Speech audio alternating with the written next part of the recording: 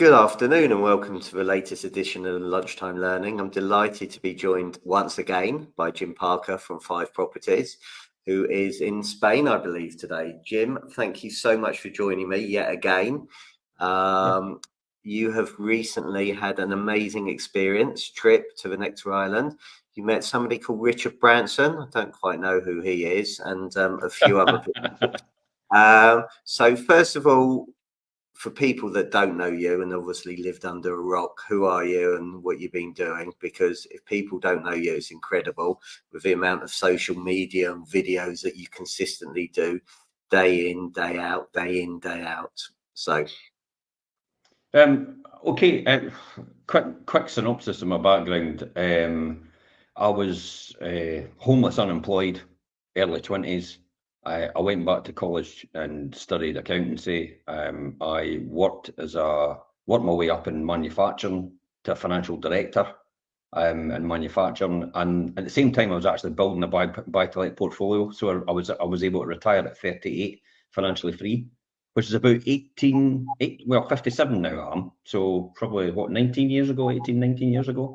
And I've just continually built wealth over the time. I mean, everybody talks about earned income, but I predominantly talk about wealth because income's taxed. Wealth's actually not. Wealth isn't taxed at all until you die, but then there's ways to mitigate that. So I tend to focus on that. But now, as a recourse of I needed something to do, I actually picked up the franchises and helped Century 21 build in the UK in the 2006 to 2012 or 2011, 2012. And then I went on my own as Fife Properties. I picked up a local business. It was, the owner was retiring. I then transitioned into that brand and rebranded the whole thing, remarketed the whole thing. And now we have a good brand presence. Our visitors to our website are about, touching on 500,000 a year. Our followers, we've got followers over about 16 different channels, probably totals about 30,000 or something like that. But they're all different audiences. They're not the same audiences because we work on micro regions. So we'll delve into micro regions because we believe and we know for a fact that most people live and move within their area. They don't actually go outside the area. It's very, very rare. So that's why we use micro regions and Fife itself. So we're Fife Properties, does what it says in the tin, which is perfect. And because of that, it gets organic reach straight away. So a third of our audience comes from direct to our website, third audience from organic, and a third of that comes from social media. So we get about 150,000, 160,000 people from social media on our website. So social media is a big, big thing for us. Okay, so just before we go into meeting Richard Branson, how did you get so big on social media? What was the driving force to get you to where you are today? Because I see you and there's a few people watching now. So Andrew, afternoon. Perry, good afternoon. Nice to see you both on this. So thank you very much. Social media was driven by, not because I like seeing myself and listening to myself. I do now. I've accepted it. I never in the beginning. I kind of like listening to myself now, but I don't take myself too seriously, as most people know. And most people that know me know. There's a lot of people that need to walk in my shoes first before they judge, and then they'll really know what it takes to get where I've got to so far. Social media is everything and everything. It is where everybody is. It is the marketplace for I suppose tradability, if that makes sense. People get to know you, people get to understand who you are based on what you are actually doing on social media. Now, I'm extremely authentic on social media every single time. There's going to be people that hate me, I'm a Marmite brand, or they're going to love me. And I don't mind about that. It's their opinion. What their opinion has got nothing to do with me at all. So I'm just quite authentic up front with everything. Hence the reason why I was out yesterday and I was doing I did a post on a local animal sanctuary and just shared it onto my page with that and put some music on. God, I watched it back about 6 or 7 times and I still couldn't stop crying when I saw these animals. It's horrific. And kind of that's my thing. I would rather go and sit with a cat for my lunch than sit with a person. And It's like Boy George saying he would rather have a cup of tea. That's crazy. Hi, Glenn. Thanks for watching as well. So, Richard Branson, a huge investment to go out there. Yes. What made you decide to go and do that? Was it on your bucket list? Yeah, Richard Branson. Yeah, bucket list. Yeah, you could call it bucket list, but I'm not really sure if it's. Everybody else calls it a bucket list. I call it, yeah, I want to go there, and by the way, I want to make sure I can go back if I want to. So it's not a one-off thing for me. If I like something, I intend to go back and do it. Hence the reason why I climbed Tukbal twice. I want to do Kilimanjaro again. I want to do Everest Base Camp again, and all these different things. So it's not, yeah, most people will call them bucket lists, but I just call them, I just love doing them. It just excites me. So this was one of the things I always did. I am a huge fan of Richard Branson. And I've read every single book. I've followed him ever since I've been a young lad. I used to read about him in the Sun newspaper and what's his name's Bazaar column about all the business leaders like Tiny Rowland of Lonro Group, Ralph Harpin of Topshop and Burton's, Richard Branson obviously of the Virgin Group, Alan Sugar of Amstrad. I used to read about all these people and I think, God, that's where I want to be. I want to be just like them. And I did have that chance in a PLC at one point when they were about to float. And this was, now the PLC was, they did all the banks, Bell Security. Bell Security was a private company and they wanted to take it public the next year. And I got offered the job to get involved in doing that. And I turned it down. Because then I realised I'd climbed the ladder of success only to realise that the ladder was leaning against the wrong wall. And so that then took me, because I knew property and investments was always going to set me free. And I wanted to be able to do what I wanted to do. And I wanted to be able to say what I wanted to be able to say without anybody controlling myself. Here's a classic. Look at Elon Musk recently. Exactly the same mentality. It's like, if you're going to blackmail me to say, I have to stay quiet for you to advertise on Twitter, well, go and do one then, if that's the case. And kind of that's where I was coming from about build my own wealth and build my own security. So I wasn't relying on anyone else or a boss or anything like that. It was me. It was shaping and molding my own future. And so the Richard Branson thing was always something I wanted to do. Now, I'd seen Richard before. I'd been in his company before, but not personally like that on a one-to-one basis. So I've been in his company before at various events, and most people can go to all these events when he does, leadership summits and stuff like that, and he'll be one of the main speakers. But I had no idea he was going to be there when I appeared at Necker Island. I had no idea.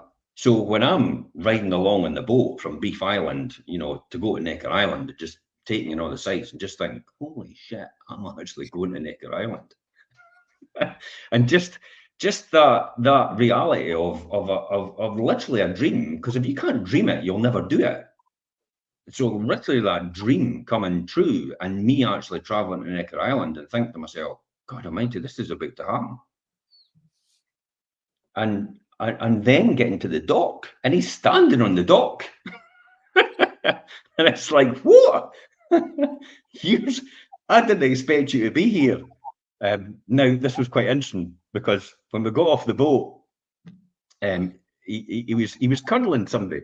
He was cuddling this guy, and I'll tell you later who this guy was. But he was cuddling this guy, gave this guy a big cuddle. Oh, hiya, how you doing? And all the rest. And I thought, oh my God, Richard Branson's going to be cuddling. and he went cuddle, and then he went, all right, Jim, a wee fist bump. Did you ask who your cuddle was? Now, I later realised who that person was because I was in his company as well, and we were talking back and forward. And halfway during the week, I said, what is it you do yourself, Jamie? And Jamie went, oh, I've got ring.com. I went, oh, what, the ding, ding, ding bell everybody's got? And he went, yeah, I founded ring.com and I never said anything about selling it, but then I realised later on he just sold it to Amazon for between 1.2 and 1.8 billion. depending on Wow. what the multiplier is going to be once it settles over the next 2 or 3 years. But Jamie's away doing something else. He's doing door.com now, which is, he wants to be the Dyson of home security. I mean, that's literally what he said to me. I said, so what is it here? What's your, he says, I just want to be the Dyson of home security. I'm like, flipping awesome. It's like, and that's the type of people you're around. So the Richard Branson thing was really the icing on the cake, because we had no idea he was going to be there. And then it was announced that he's going to spend the whole week with us. Wow. Because Richard's taking the week off. He's going to be on for the whole week. So just expect him to go on bike rides, expect him to be in the hobby boats, expect him to play chess because he loves his chess, expect him to just go, come to the dinners and the lunches and he appears, and it was like, if you've ever watched Mr. Deeds and you've got the butler. Yes. That was kind of like Richard. Just appears from nowhere. Right, you're having a game of chess. And then once you sit down, Mum, that's when the conversation starts. So even at breakfast and stuff like that, he was just discussing back and forward, sitting across the table or sitting next to you, and just discussing, general day-to-day stuff. Quite very relatable. I mean, that's one of the key takeaways from there.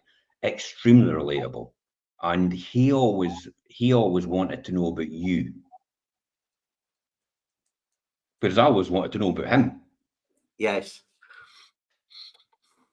So what did you learn being surrounded? I know you mentioned Jamie there, you mentioned Richard, and I know you were with some other people. And you told me the story of when you arrived, you had somebody from Cool and the Gang there as well, and you're now best buddies as well. But what was it like being surrounded by these people, and what did you learn from them being in their company? I felt quite normal, believe it or not. I mean, when I come away from it and talk about it now, it seems a bit surreal. But when I was there, I just felt I was in the right place. But that's as a recourse of it's taken me 30 years in my mind to get to there. This wasn't so I believe if I'd gone a lot sooner, I probably would have been on fan heaven. And I probably would have been, almost edifying and deifying these people. When in actual fact, it's the like my friend said before, the shit in the toilet like everybody else. And that's so. What I learned from them was the relatability and the very fact that they were just everybody from everyday people. Hearing Jamie's story, starting from when he went on Shark Tank to pitch Ring.com, but it wasn't Ring.com at that time, it was called Doorbot. So hearing Jamie, his story and saying to him, so how did you start? Oh, well, it wasn't Shark Tank basically never gave me anything. If you'd invested 100,000 in Jamie and 700,000 in Shark Tank and Jamie for 10% at Ring.com, you have 100 million today after 5 or 6 years on the exit. 700 grand, 100 million. And they didn't see it. But Shark Tank for him, so what I learned from that was Shark Tank for him was the stepping stone for everybody else to see what he had. And then he told me about, the fact that he was a huge fan of, and his wife Erin as well, told me about the fact that Jamie was a huge fan of Richard Branson. And he bumped into him in a hotel once when he was working on, I think it was telecoms or something like that. Richard walked into the elevator, he started speaking to him. And obviously Jamie was a huge fan. He'd read all his books like I had as well. And Richard went, that's a good conversation. He says, maybe we could talk about that further. Leave your details at the desk for me and I'll contact you later. And Jamie went to the desk and apparently they never knew about Richard at all being there. And they wouldn't take his details. So he never ever saw him again.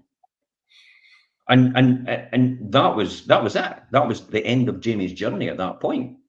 So then what I'd also learned, though, is when Ring.com came about, it was one of his friends basically turned up, one of Richard's friends turned up for Christmas and basically had his phone and he was talking to his phone. And he was talking to a guy on his phone and it was the guy, the delivery boy at his door. And he was saying, look, just put the parcel around the back. And Richard goes, what's that? And he says, well, this is this Ring.com thing. He said, this is, I could speak to everybody in delivery and stuff like that. And Richard went, let's get some of them for our Christmas. Let's get some of them for all the employees, all the staff for Christmas. That'll be great. Put me in touch with this guy, to his friend. And so, his friend went back to Jamie and said, because they knew each other, and said, oh, I'm going to put you in touch with this guy, Richard. He's wanting to order some of them from you. And Jamie's like, God, I know another Richard that wants like 20 ring.coms, 20 things. And it's like, and then when the email came through, he realised it was Richard Branson written on it. And so then Richard just invited him over to have a chat and was one of his first investors. So you never know where it's going to come from. You never know where it's going to come from. I think, personally, with the conversation with Jamie just had the faith at some point in time this would happen for him. So then, as he was on the brink of disaster after Shark Tank, Richard appeared out of that nowhere. And then he relayed the story about an elevator, and Richard went, I kind of remember that. And lo and behold, that came. And then what happened for there is Richard made the investment, and then Shaq O'Neill comes along to Jamie and says, look, I want to be a brand ambassador for Ring.com. I want to be an investor as well. So Shaq knew exactly what he was doing as well. Some guy, it's a, basketball player and, huge star and all the rest of it. What differentiates Shaq from the rest of the basketball players? It's his ability to understand how to develop wealth and how to see an investment and an opportunity in front of him. So that was probably one of the takeaways I got from the long conversation with Jamie. And then the excitement for Jamie and the fact that I went, right, okay, so now you've sold it, what you do now? And then he talked about door.com. It's large.com just now, by the way, but he's bought door.com and he's changing it over. But for home security, again, on the same sort of line as what ring.com was. And I says, God, are you really, I know what price I've paid. So, and I know what price you'll have had to pay, because it's going to be greater than what I've paid. So, are you ready to climb that mountain again? And he went, fuck aye. And I looked up his age and went, 44, bless him. He's still got that fire. And then I wondered to myself, and I looked at my learnings for me was like, wait a minute, I know got that fire, because that's what I was doing at 44-year-old. So these are all things that you get from there. You get from other people while you're there. Richard was a really good one as well, because he has a relentless, brutal mountain bike ride in the morning. You leave the Red Dock at 6:15 on a Wednesday or a Sunday morning. You can do both, that's fine. But I've got a funny feeling once you've done one, it's like you really want to do another one. But apparently it gets easier with time. I was a broken man, by the way, by the time I got to the Wednesday after the Sunday. But that's another story. That was a lot to do with other things as well, because I was training and running around the island and doing videos and blogs. So I was a bit tired. So the bike ride, the bike ride is horrendous. It's up Virgin Gordo, which is the island over the water, and it's like that all the way up. But sneakily, Richard likes to be very competitive. I now know that, because I was going, oh, but he seems so normal. He seems so like okay and so obliging. I'll help you with this. I'll help you with that. I'll help you with this. And he says, Jim, maybe you should go and just familiarise yourself around the car park first before we go. And then, on the bike. So I'm getting on the bike, I familiarise myself. Right, are we ready to go? And it's like, where is he? He's halfway up the bloody hill.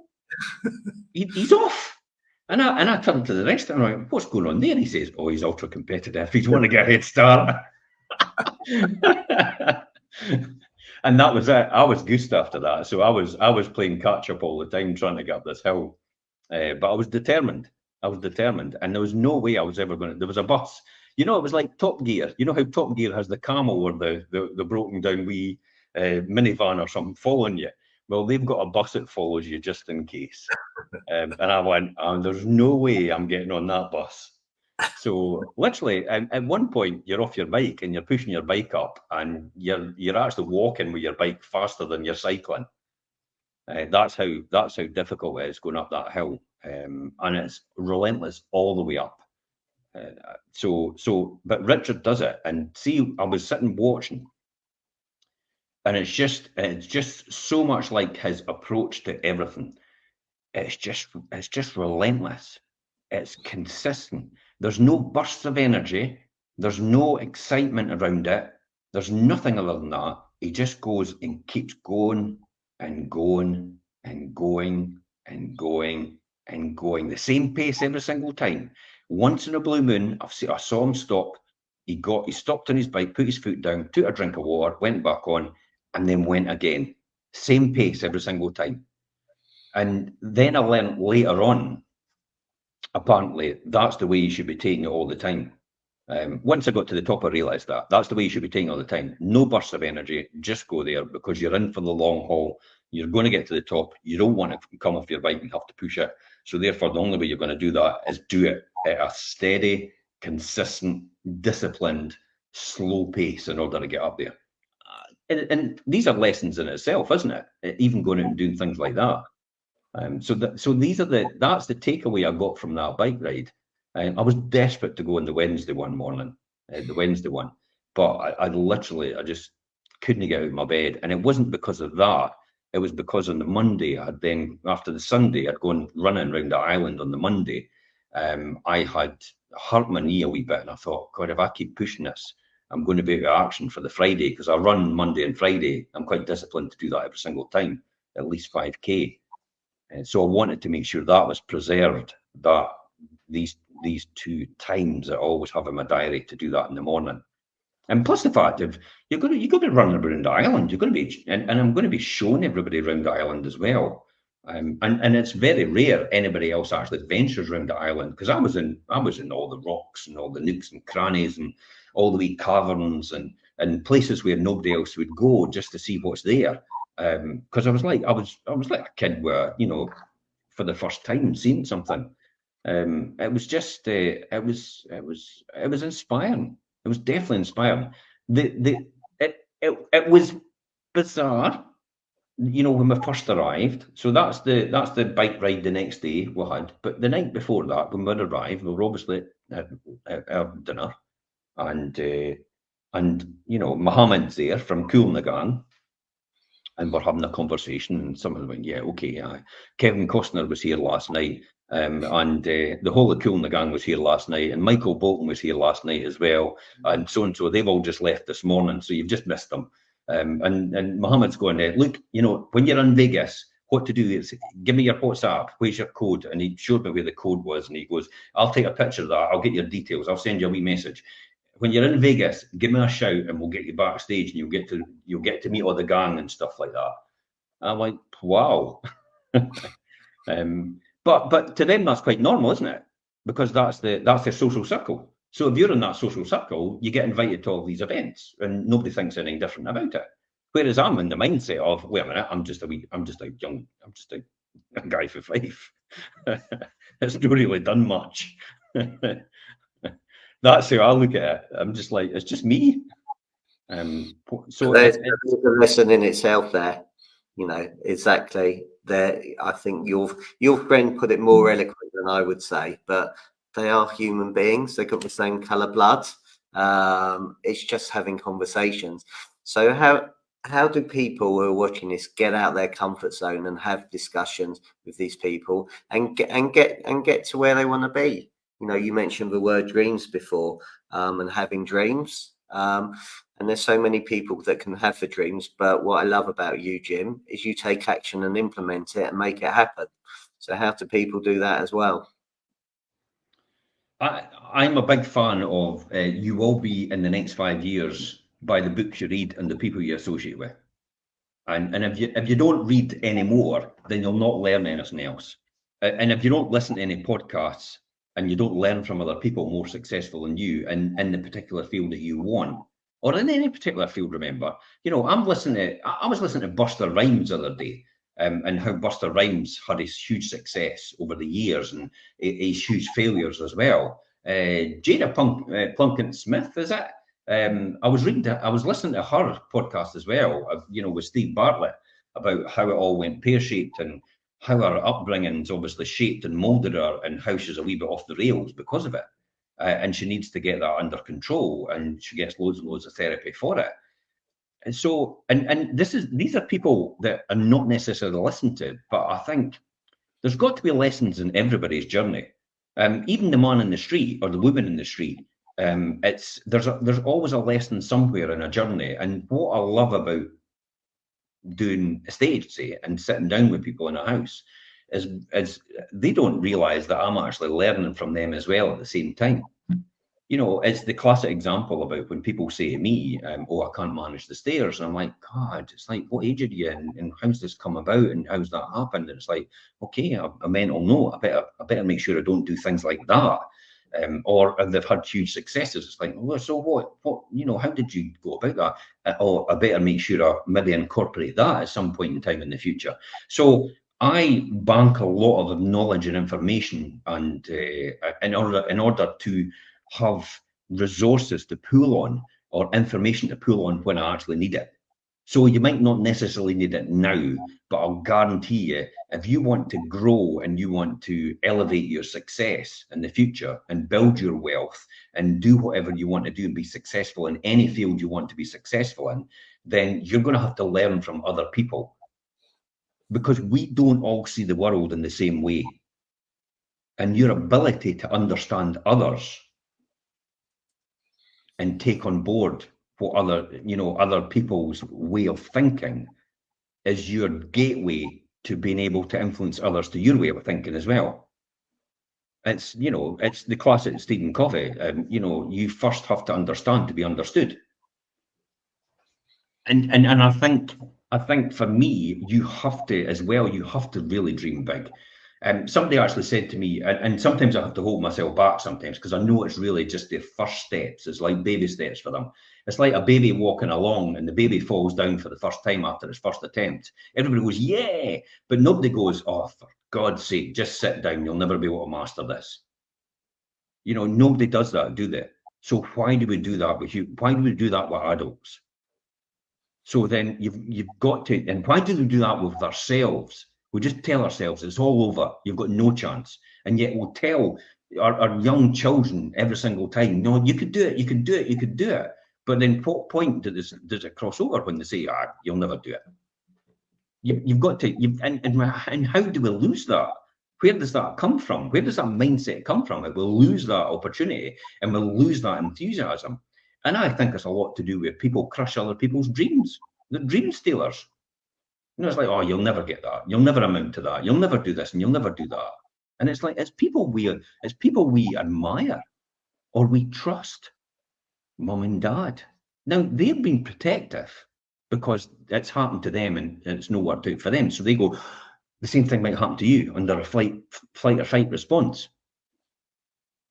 But the difficulty here is you're basically crushing somebody's dream. So you need to give them a bit more encouragement and enthusiasm. And I don't mean be delusional about it, but unless you as an individual can dream it, you'll never believe it, and therefore you'll never achieve it if you don't dream it. And often sometimes I have to hold myself back some, and this is what I say, it's when people put on what they really, really want, I actually think to myself, I think bigger. Think bigger, because when this is the old analogy of what I talk about house sales. I would rather shoot for the stars and catch the moon on the way down, rather than actually trying to get to the moon and then trying to go for the stars because I've realized I've got to the moon. So if you've got the chance to shoot for the stars, shoot for it and catch the moon on the way down, because at least you're further forward than you were before. Whereas if you just get to the moon, you've got a huge push to try and get somewhere else. And I know that goes against the grains in some similar way of just to get to the first summit and you'll get to the next summit and goal building, you know, and building overall your goals and your dreams and your aspirations. And fine, you can do it like that. But if you've got the opportunity, just keep going for it. Just keep swinging for the fence every single day. You have to do that. You're never going to get it all the time. Understand that. But sometimes you're going to hit a home run. And that was the home run. It's like I was just swinging for the fence every day. He turned up at Necker Island, and then Richard Branson started right in front of me. And he's announced, yeah, I'm going to spend the whole week with you guys. It's like, holy shit. How does that happen? At what world does that happen? It's like, you know, if I hadn't have gone at that time, I would probably never have had that opportunity. And that time was driven by the fact that my father has got Parkinson's, and he's literally probably got 6 months. And I turned around to Elaine and said, if I didn't do this now, if I don't do this now, and we don't do this now, this isn't going to happen. I'm never going to go to Necker Island. So I just bit the bullet and did it. And thank God I did it, because I would never have had that experience. It would have been totally different later on. He probably wouldn't have been there. And then I got to see as well, we got to understand what other people were like when we were there. So we met Joan. So Joan is not Joan Branson. She calls herself by a different name because she doesn't like the limelight. But Joan's a very down-to-earth and relatable woman. She's originally from Glasgow, moved to London in her, in her teens. So she doesn't even remember much about Scotland, but she still loves things like Tablet. She still loves watching Loose Women and stuff, in morning television. She's a really down-to-earth person. She doesn't really want to live the celebrity life that in the limelight that Richard has. So therefore she calls herself by a different name for that reason. So that is actually quite relatable as well, because it's like Elaine's not like me. Elaine doesn't like being in social media and doesn't like doing things like this. She just likes to, do her own thing and just be quiet and have her friends and stuff like that. And that's kind of similar. So then I saw a lot of similarities, and all the way through it, when I was seeing these similarities, I was going, yes, just like me, just like me. And it's kind of encouraging, because it reinforces the fact that I must be on the right track. I must be on the right track. It's because a lot of people out there think to themselves, there's something unique about these people, go to meteoric success, but there's not. They're just consistent at implementing, disciplined to implement their strategies all the time. And they don't take no for an answer. They just keep going. If they can't get over it, they'll go around it. If they can't get around it, they'll go under it. If they can't get any of that, they'll blow up and go right through it. That's it, effectively. So, and they'll not let anything stop them. Maybe they'll be stopped in their tracks at one point in time, but they'll refocus, they'll replan, and then they'll go again. And they're relentless in their pursuit of what they want to achieve. But then that takes a mental state of mind, which is through, as I said before, as mental state of mind, which is born on about you. As children, we don't understand any of this. But when you read people and learn from people who are more successful than you, you begin to, what you do is you become a product of all these different people. These people become your mirrors. There's no surprise that when you look at people like Lady Gaga, Taylor Swift, and all these different people, they're an amalgamation of all the people they respect, their peers. They're not unique. They're just an amalgamation of all these people in them, and they've put their own expression from them of these people as a result. Because if you had no interaction with any of these people and there was nobody else to interact with in this world, you'd basically be deaf and dumb. You wouldn't have anything. You wouldn't have any thought processes. You wouldn't have any ideas, because there'd be nobody else there to stimulate that. So you need all that information, and you need to take that information from the right sources in order to elevate yourself higher, in order to create something more and be bigger. So my answer to everything is whatever you think of right now, think bigger, no matter what it is. Brilliant, Jim. A couple of other questions before we go. Where'd you get your passion and drive from, and your energy from? Oh, driven, I suppose. It's I suppose I've trained my body over all the years to actually rely on its own endorphins and its own natural drugs. So natural highs you get from your endorphins when you switch them on and switch them off. So, and that's been learned from Tony Robbins. And people like Tony Robbins. So, but I also realized that from people that are far more successful than me, that things like the drink, so alcohol, cigarettes, You know, all these different vices that people have are all literally just distractions to keep you away from what your true meaning is and what you really want in life. These are all just things that sidetrack you from where you really want to be. So, and I know that because I'm quite self-critical, and over the years, I know that sidetracked me. I would have been to where I was a lot quicker now and a lot further forward if it wasn't for all these things that got in the way. However, alcohol's got a lot to do with the population. The population increase in the world, I suppose, when it comes down to it. So that can't be a bad thing. So, but it's just the drive and determination and passion. It comes from just. I think you have to have faith if you keep doing it and keep doing whatever it is you're doing, that something good will come out of it. And once you've got that faith, and once you're content, it's not being happy, by the way. Once you're content, you will realize that nothing will stop you. And the very fact you've got to come to the conclusion to yourself, and got to be honest with yourself that this is a journey. It is not a destination, and the ultimate destination is death. By the way, it's like once you're done, That's it. So what you want to do is just basically give as much. Now, notice I say give, not take. The first word out of my mouth is give as much as you can to this. Give as much as you can to life. Give as much as you can to other people. Give as much as you can to your communities. Give as much as you can within reason. You know, you'll know yourself what it is, and you will feel a lot more content within yourself as a result of that. And it's the old thing about, I think it's in the Bible about cast thy breadth on the water, it will come back tenfold. Whatever you put out comes back to you at some point in time. This is how the laws of attractions was all, appeared and stuff like that. But I don't do it for that reason. It's just for I do, therefore I am, I suppose. And a lot of people say, I was speaking to someone yesterday about this, and he says, "What are you doing for Christmas?" I went, "Oh, bah humbug. Christmas just gets in the road."